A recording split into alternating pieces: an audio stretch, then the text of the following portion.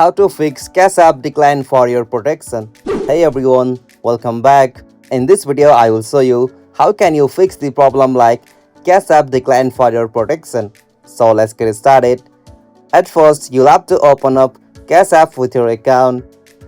Alright, after you open Cash App, you'll get this type of interface. From your at the bottom right corner, you'll have to tap on history icon. Okay, after you tap on that option, you'll be able to find all of your activity or transaction history on Cash App.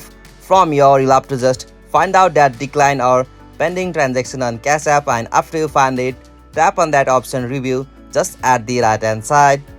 Alright, so from this section at the bottom right, you'll have to tap on the option confirm or looks good to verify the decline Cash App transaction, and after you verify that, you'll be able to fix that Cash App decline payment for your protection.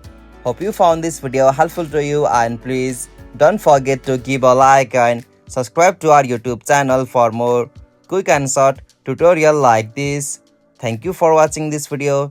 Have a nice day.